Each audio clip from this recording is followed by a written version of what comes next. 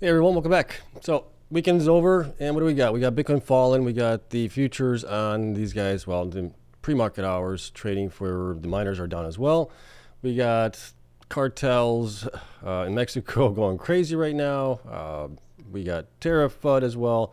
All of that is obviously playing into what's happening, well, with Bitcoin right now and probably the markets tomorrow as well. All right, so we'll look at what's going on here with Bitcoin. We'll take a look at how the miners did against Bitcoin this past week as well, and then we're also going to take a look at Nibius. We're going to do a deep dive on them, give you my thoughts on it as far as whether I think it's undervalued or overvalued right now, and we'll get into all of that. So that has been all updated, and then we got some other news stories as well, but we got to go through this. Not financial advice for time only. Do your own research. As always, full disclosure below that. Hit the like button, subscribe, and let's get into what's going on here with Bitcoin right now. So here's Bitcoin on the chart. We can see it. We're down right now 4.07% on the new day for Monday, basically. Today, or Sunday, we were down a little bit. We were down only 0.5% there. On Saturday, we were down also a little bit, 0.04%. So we're kind of trading sideways, which is kind of nice. But then, new day comes along and futures open up and everything starts falling down here. So if you look at the Bitcoin futures here, this is on the CME group. We can see that that is also down 4.11% there. It got down to a low of approximately 64,325 on that one. It kind of bounced off of that. RSI is looking kind of okay there. Same on this one. I mean, let's see. The RSI is actually higher. Price is actually lower than where we were before here on the RSI. Could we fall a little bit more? Yeah. Hopefully the 60,000 mark holds in this coming week here. It's going to be a short week anyways because it's the end of the month here, right? Where it's, what do we got left? We're finishing out February the 28th, and we are now at 22nd. So we got basically, what, six days left. So Saturday, I think, is going to be the last day, if I'm not mistaken here, of the month. And Bitcoin's not doing that great right now as it is. Okay. Markets, I think a lot of them are actually in the red here. Miners, we obviously talked about them on Friday, but we'll just take a quick look at them right now in overnight hours. We got BitDeer being down 2.31%. We got Bitfarms doesn't show overnight hours, neither does Cypher, so that was at the end of Friday trading there. Kango, we got nothing there on that one. Overnight hour for CORZ Scientific, that one's down 2.43%. We got Cleanspark being down 3.52%. Hive doesn't have it. Hut 8 does, down 3.34. We got IREN being down 2.7% there. We got Mara being down 4.14%. TerraWolf doesn't have overnight hours. Do I have TerraWolf in here twice? Yeah, I do have it in here twice. And then Nebius is down 2.87 as well. So that's a new one that we added to our list that we're tracking also. But that's kind of where we are right now with that. If we go over here for Bitcoin February right now, excuse me, we are down 18% more or less. Not a great couple months that we've had here with Bitcoin, unfortunately. I think it's a lot to do with all the uncertainty that's going on in the world there. As far as the Bitcoin ETF inflows, outflows here, we had positive inflows on Friday. We were up 88.1 million. That's going to be wiped out tomorrow for sure. That's not going to be holding there. But let's get into some of the stories that we do have here. Obviously, with the markets, the precious metals are surging while stock market futures open negative. Gold is up nearly 1%, adding 300 billion to its market cap. Silver is up 2.15%, adding 102 billion. Investors are moving to safety amid rising concerns, uncertainty around the tariffs and the U.S.-IREN conflict.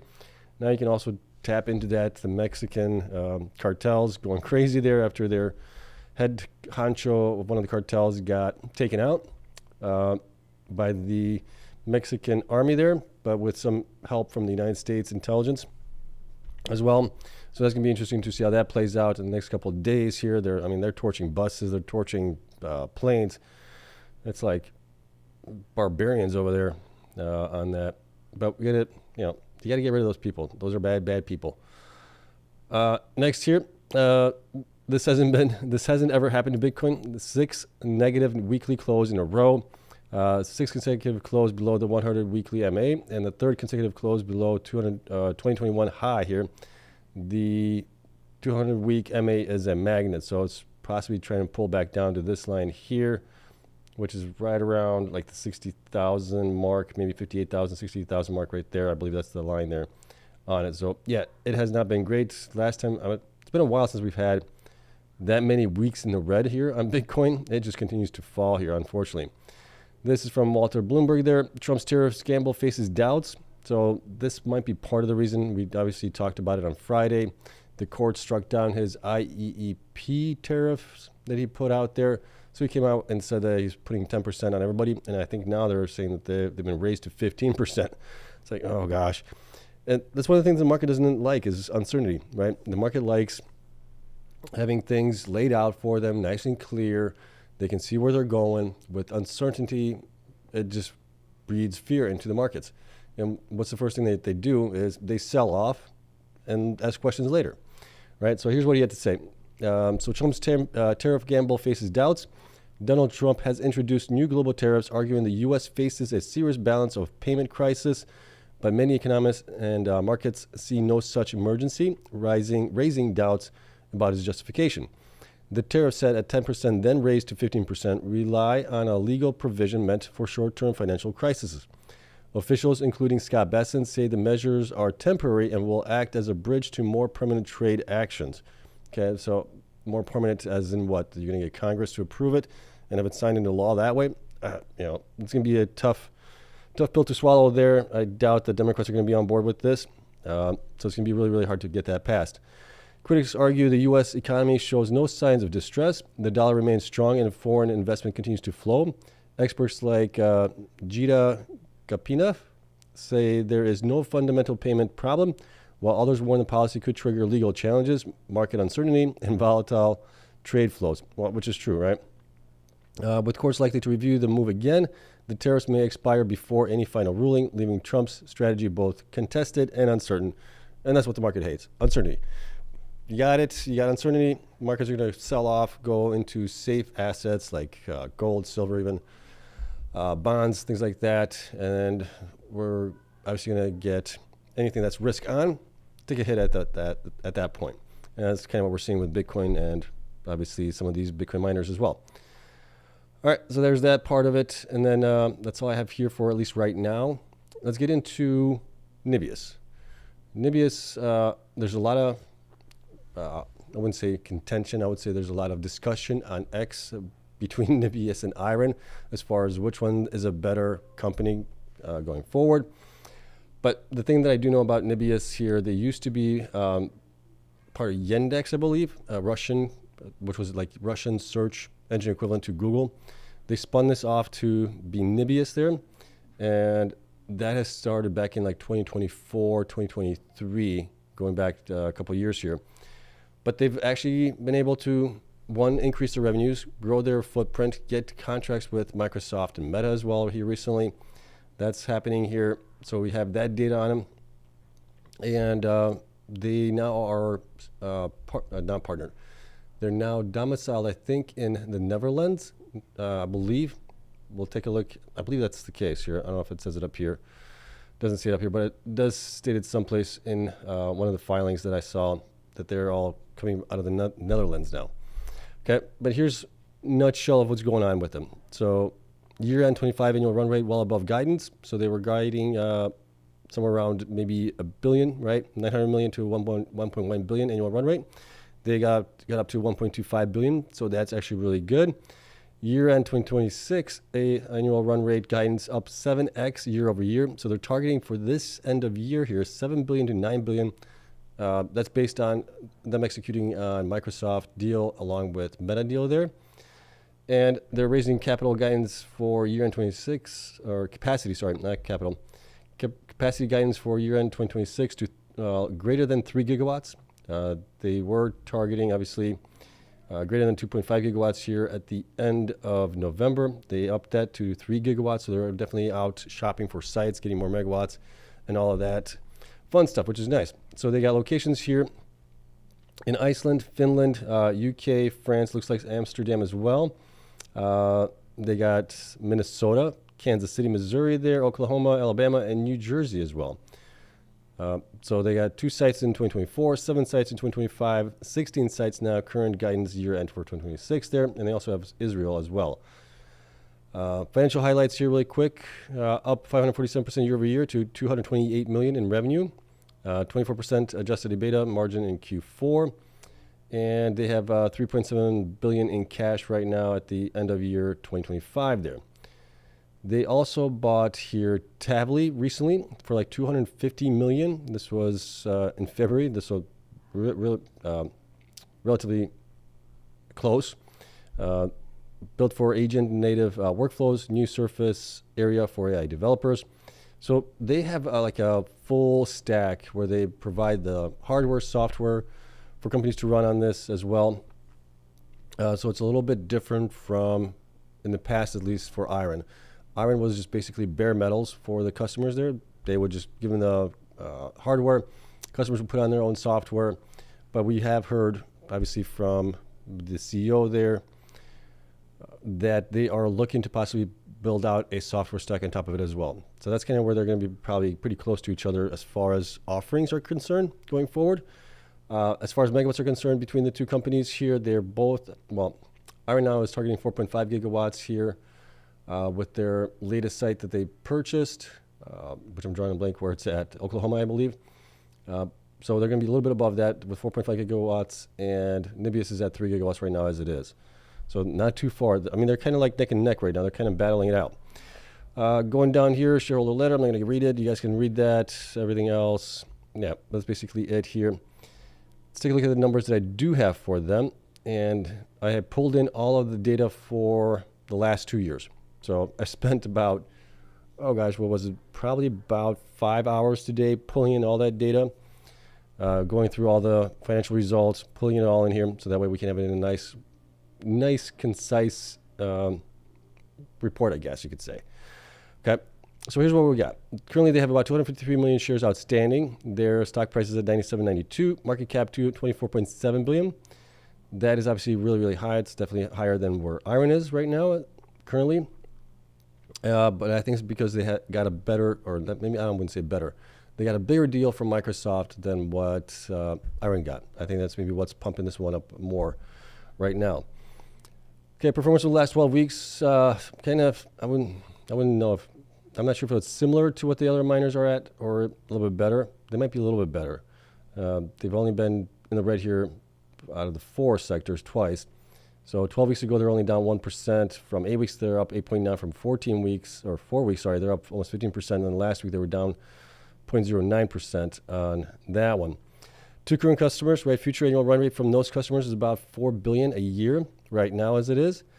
If you look at the annual run rate divided by the market cap, that's a 6 multiple on it.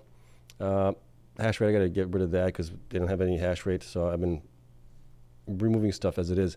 Megawatts, currently reported was 170 megawatts, but their megawatt pipeline is obviously greater than 3 gigawatts there on that. So that's kind of where we are with those. I should delete that as well. I'll put in some more metrics in here as time progresses. But revenues have been increasing quite nicely for them ever since, well, going back 2 years, right? They were only 11.3 million at that point. They're up to 227 million, and that's going to continue to increase as they build out and actually get revenue from Microsoft and Meta as well, plus other customers that they are providing services for as well. And then cost of revenues here, as a result of obviously revenues increasing, cost of revenues are going to increase as well. Still really good though, more or less.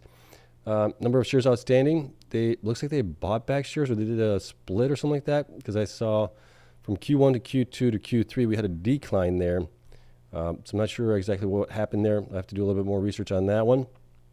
But ever since then, shares have been increasing, but slowly, not too bad.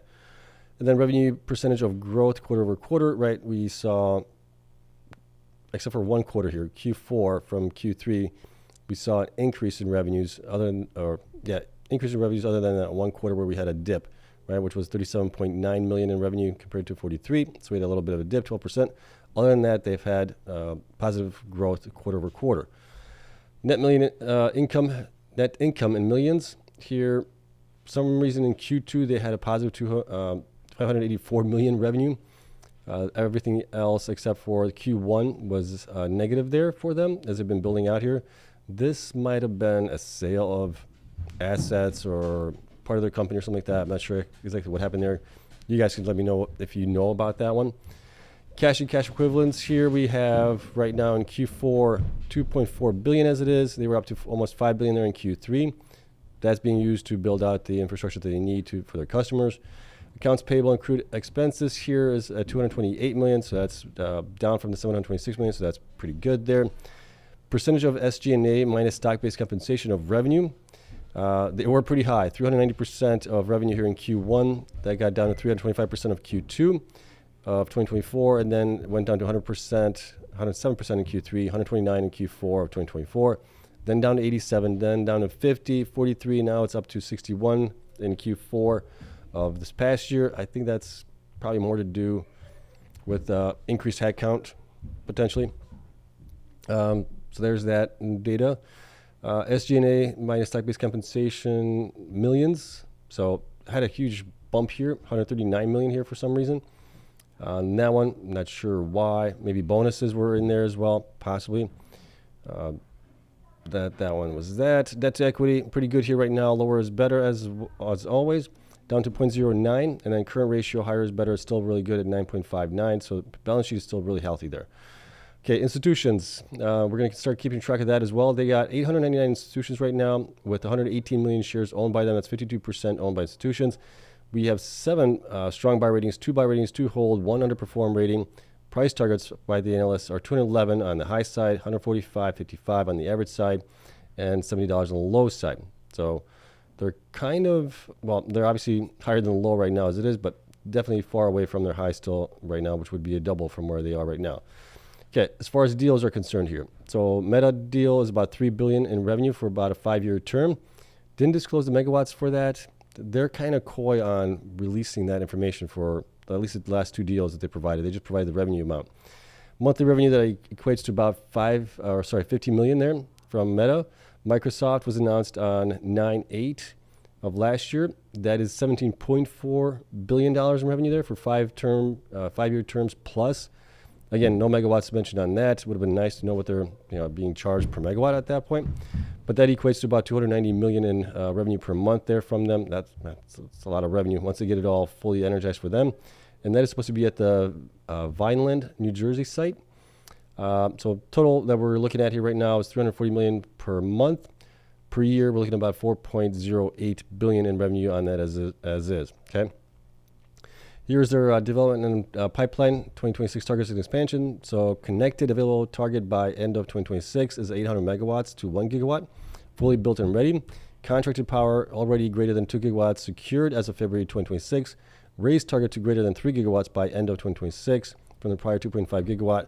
This supports their 2026 revenue guidance of 3 to 3.4 billion and 79 billion annual run rate by year end. Over half of the are already contracted, okay? So that's kind of where they're at. And then site expansions, right? New Jersey, Vineland, one is up to 300 megawatts. First capacity, 2025 expendable. They have France, which is about 240 megawatts as well. That's supposed to be first phase late summer, half online by end of 2026. This is one of Europe's largest there. Israel, an additional 80 megawatts there. That's leased, it looks like. Existing Google-related capacity there, I guess. Google's part of that also. And then U.S. expansion, large campus in Independence, Missouri.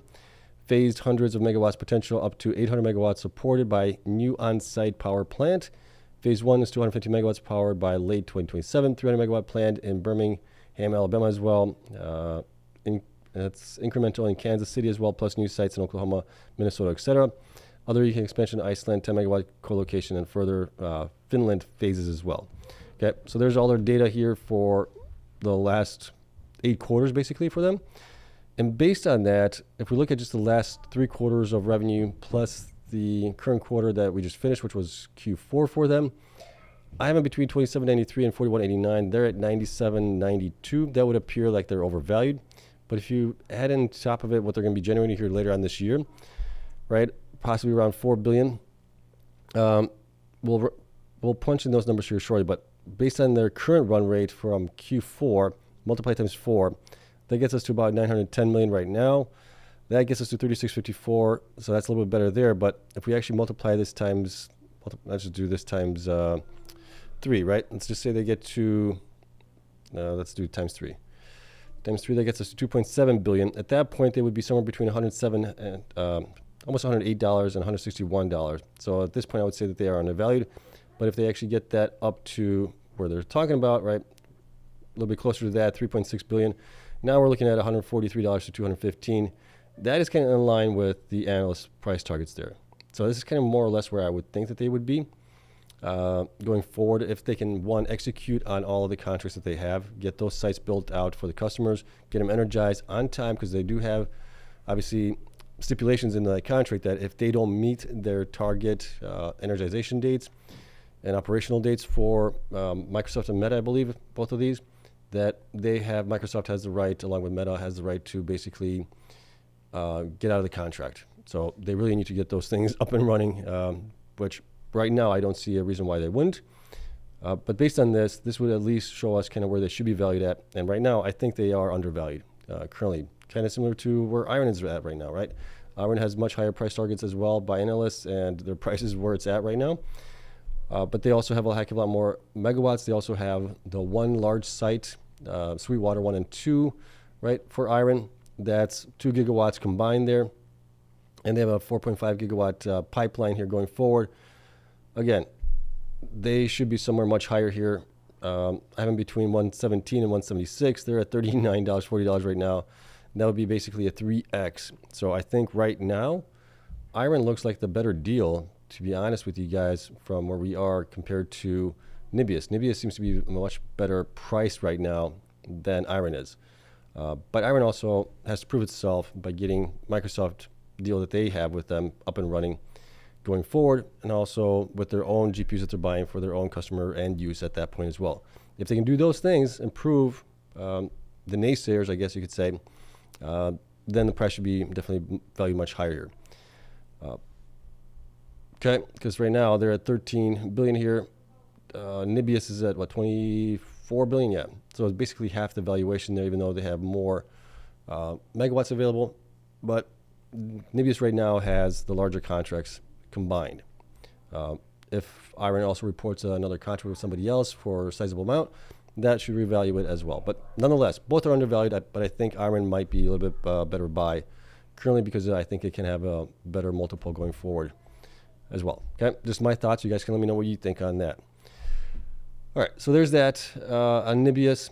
I'll make this obviously available to the Patreon members. Link for that will be down in the description. As always, I'll make that available to you guys tomorrow, and you guys will have all the data that I have on it as well. All right, lastly here, we're going to take a look at the weekly. How did the Bitcoin do against the miners here this past week? Well, it wasn't great, but it wasn't horrific. It was pretty bad for some, but not too bad. First chart that I always like to look at is how far the miners have gone up from their 52-week lows. And a lot of these guys have done a really, really good job here, even though they are, well, they appear to be way down from where they obviously peaked at, which is true. But from the bottom that they ended up in April of last year to where they still are right now, they're still doing really, really well here.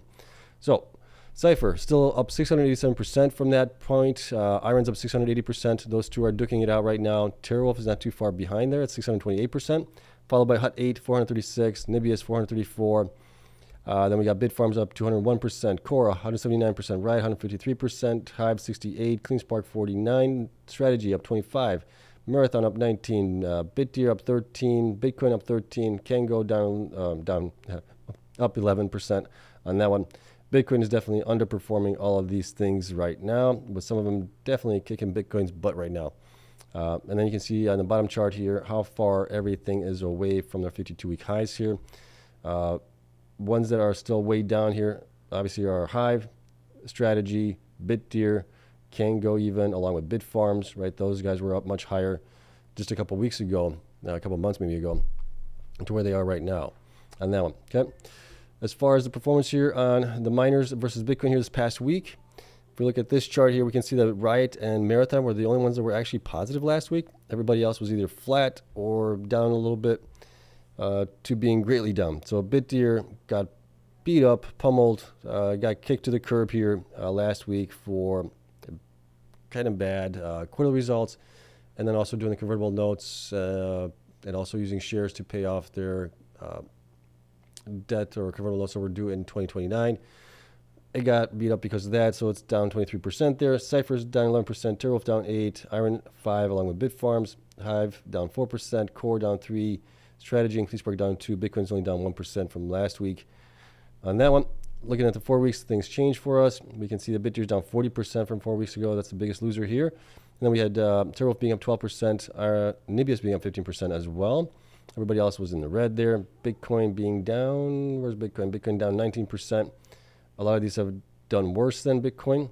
8 weeks time frame. You got TeraWulf being up 18%, Nibius up 9, Riot up 11, Hut being up 5, even Core up 8%, and Kengo and BitDeer, they're being beaten up the most. And then 12 weeks ago, you had only Hut 8 being up 27%, Riot up 5%, Core being up 1%, TeraWulf up 4%, Nibius being flat. And then you got quite a few that are like 30% plus. You got Marathon, you got Cleanspark, Hive, Bitfarms, and BitDeer being down 30%. And you got Cypher along with Strategy and Bitcoin and Kango being down in the 20% plus or minus mark, more or less. All right. So, yeah, time-wise, hasn't been great for the past 3 months plus for these things. And you can see just recently over the last couple of weeks, it has been just nothing but red across the board here right now as it is. We've had 1, 2, 3, 4, 5 weeks, it looks like, in the red right now. And Bitcoin and a lot of these guys as well. There are some spots of green, not many, but there are some on it right now as it is. You can see MicroStrategy there as well. Nibius also at that point. So that is where we are at right now. Eventually, we will bottom out. There's got to be a bottom someplace where people start to rethink their trading strategy maybe a little bit, because a lot of this stuff has been beaten down for absolutely no reason other than uncertainty in the market. And when that changes, when we finally do get some stability in the markets, that is when things are going to turn around. Now, when are we going to get the stability? I have no idea. I guess it'll depend on when the president and everybody else in their cabinet there be quiet for a little bit, I guess, for a couple weeks, couple months, and not put more coals in the fire, right, when it comes to tariffs, everything else. But that's just my take. Could be wrong. But yeah, that's where we're at. Let's get into Q&A here, see what you guys have to say on any of this stuff, and we'll call it a day. Okay? All right, let's see. Going to Q&A here. All right. Let me scroll my way up. As always, I'm going to work my way down. Bear with me. I will get through all the posts and everything else. All right. Roger says, boring market. Not really boring. I mean, it's always something going on in the market.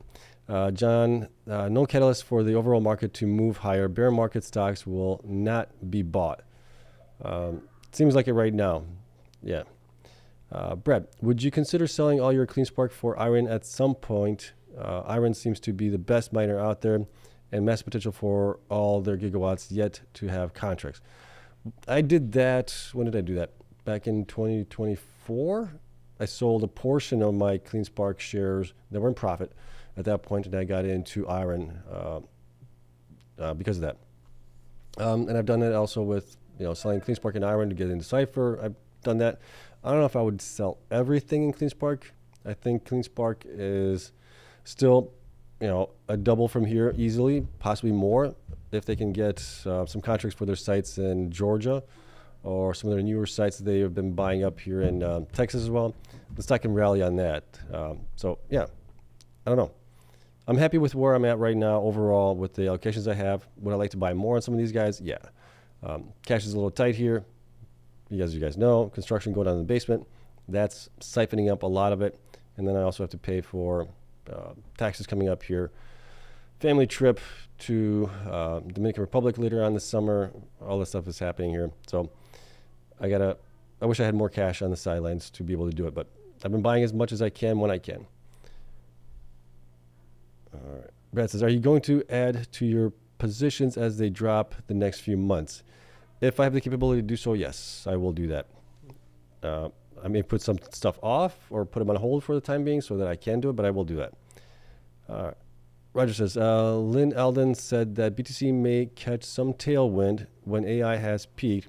That's bad for AI miners that just switched like Cleanspark.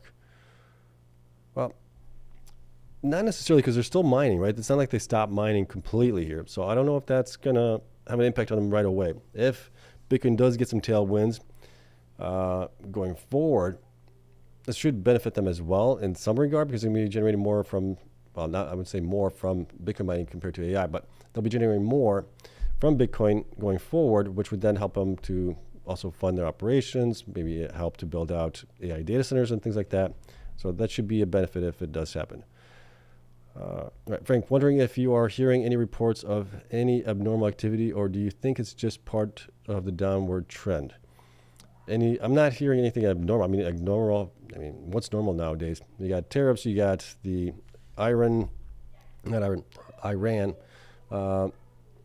tensions there, right? Also, you have stuff going on in Mexico right now. Tariffs, that's all just happening in the markets. Rob says, hi Seb, just checking in now. Okay, great. Chuck says, I think a 70% BTC drop in the bear market is possible, maybe a low price under 60,000 on Bitcoin. Cleanspark and other miners could potentially fall into bargain prices. I set aside 10,000 to buy more shares. Very nice. Yeah, I mean, we could. Historically, Bitcoin, if it does follow the similar trends or similar cycles like we had in the past, then yes, we could be down 70-80% on Bitcoin before we bottom out here. I was hoping it wouldn't be the case because of all the adoption that we had been seeing here and the differences in the performance of Bitcoin, the elongated timeframes for it to drop and the elongated times for it to also go up in price, right? It's just completely different from other cycles. Thought process was that this would be different.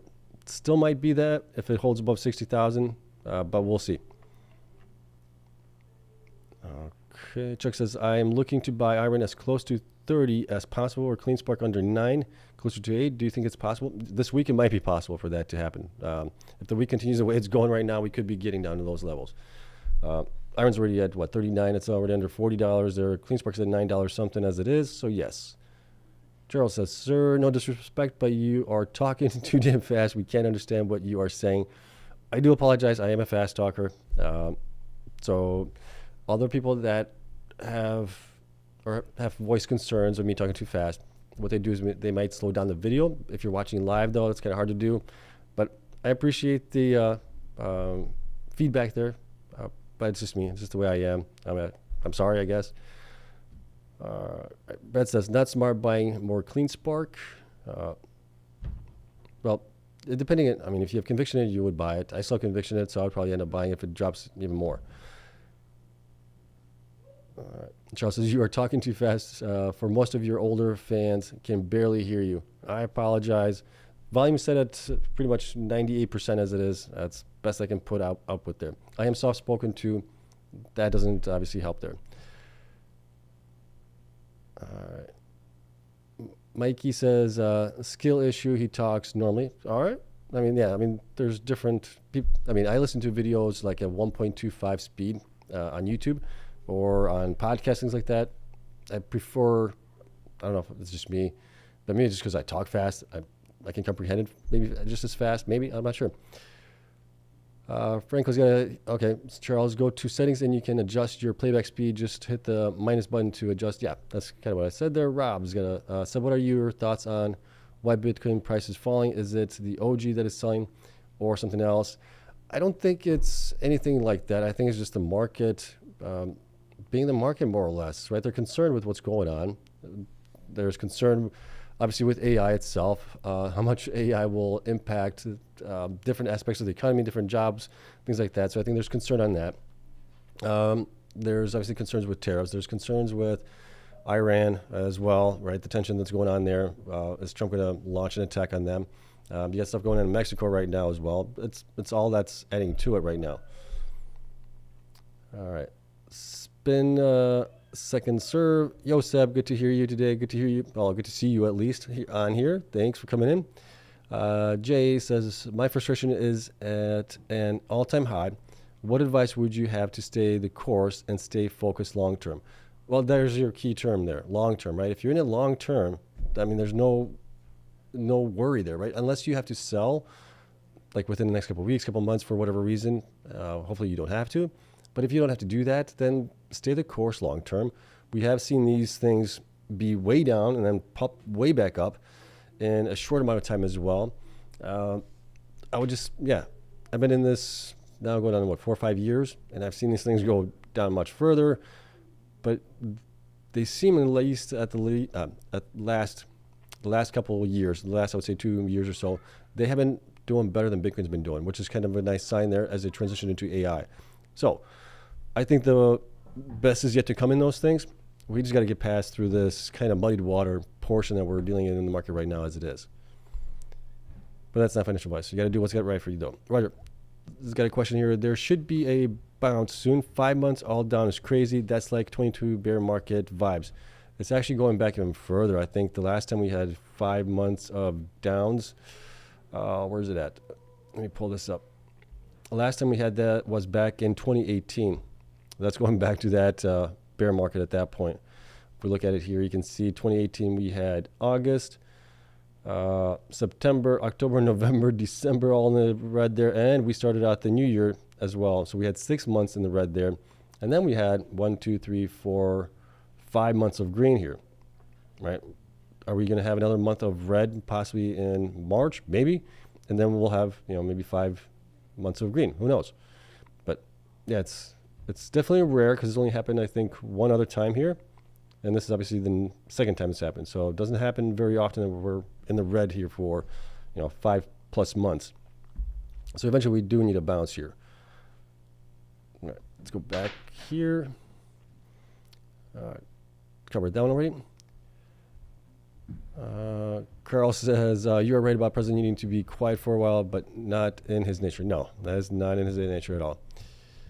Zach says, you speak clearly and normal. Thank you. Spencer's snowstorm. Are we having a snowstorm? I haven't been paying attention to the weather, so I'm not sure about that. Rob's got a question here, a comment to Seb. I'm not sure if you remember an episode on Happy Days where the Fonz got put into slow motion by Mork from the planet Orc. LOL, I believe he shot him with his slow-mo ray gun. Okay, I don't remember that one. You sure it was Happy Days? Or was that, I remember, I don't know. I don't remember that one. It's been so long since I've watched Happy Days, but that was a great sitcom. Let's see. Carl says, LinkedIn posted an article saying resignations have climbed to high levels of tech AI people resigning due to concerns regarding where AI is headed. Well, we saw resignation from Anthropic, right? We saw also some people, we don't know if they resigned or if it was just a reorg happening with XAI and SpaceX joining forces there. Yeah, I mean, I don't know. I don't know what to make of it. I think it's overblown right now. Can AI be used for bad things? Yes. But so can a lot of things be used for bad also. The big thing is, and I think we're trending, I think we have the right people in there, right? We got Damas in there as well. I think Elon's obviously trying to do the best that he can with XAI, trying to make it honest, truthful, and be good to humanity. So as long as we have those types of values in there for AI, that they should obviously respect humanity, nurture it as well potentially, and then I think we'll be fine. But you're also always going to get some bad apples that are going to want to cause mischief and bad things. You can't stop it. You can possibly stop it maybe, but you just got to battle with it, unfortunately. Okay, Gary says, Seb, I listen to you often at 2x, so your live is a little slow. I think we could get IREN to 30 in 10 days if Trump attacks Iran. Patience is key. Yeah, not Iran, but Iran with an A. On that one, let's see. NGHS, what kind of skills are worth learning in this job market today? AI, tech, finance. I think some blue-collar skills still. Electricians, plumbers, those guys are going to be definitely needed here. But as far as getting into AI, I mean, I've been watching a lot of videos on AI and people talking about it. It is going to be disruptive for sure. If you can also provide a service to other businesses that are not AI or tech savvy, you're going to be one of those that's going to be, earning a lot of money that way. So get into AI, learn it. Learn, what's it called now? OpenClaw as well. Learn that if you can, because that's kind of where things are going on that side of things. And yeah, just try to learn as much. I mean, Anthropic is even offering online free courses for AI. Take those, they're free. Might as well. Yeah, I would just say continue to pay attention to what's going on. Be abreast of the changes that are happening in the space. See where things are going. Try to position yourself in the best light for that, and be as helpful to other people and other organizations as possible. I would just go about that way. Let's see. I think this is IF trades, if trades. Bitcoin 50% down almost, should be bottom very soon. Yeah, bottom was like 50% down when it got to like 60,000, I think. So that was right around 50% there as well. But yeah, it's kind of bouncing up a little bit here right now. Let's see, where's it at currently? As it's connect nets. Well, it's 3.94% down, so it's not really bouncing there, but maybe it'll hold it here for the rest of the day. We'll see. Last time we had a quick wick down here. This was back on the beginning of the month here, February 5th here. We had a huge wick. Obviously, we were down 13.98% at that point. We had a nice rebound at that point as well the next day, Friday, where we were up 12.32%. So I'm thinking like the bottom is going to be somewhere around 60,000, I think. People are saying we could go lower, like 55, 50,000 even. Is it a possibility there? Yeah, it is. I'm not going to say it's not. We have, like I said, we have seen the RSI go up here while price has been going down. That's usually leading me to believe we might have one more dip down before we actually bounce as well. But we'll see. All right. That is it. That's all I got for you guys. Let's see if there's any other questions here really quick, and then we'll call it a day. There's no more, let me see, no more other questions. Yeah, so we'll call it a day. Thank you all for coming in. Like I said, the spreadsheets will be available to the Patreon members. That will be done tomorrow for you guys. You guys will have access to all the stuff on Nibius there as well. And then the next one we're going to probably look at getting into is going to be, oh gosh, I'm drawing a blank on the company name right now. Oh, guys, they're based in South Dakota, North Dakota. What's the company name there? You guys know which, I think you guys know which I'm talking about. But we'll probably do a deep dive on them as well, add them in here to our list of potential good AI data center companies as well. All right, that's it. Hope you guys have a wonderful week. Hopefully we bounce from this bottom, well, I wouldn't say bottom, but from this fall that we are in right now.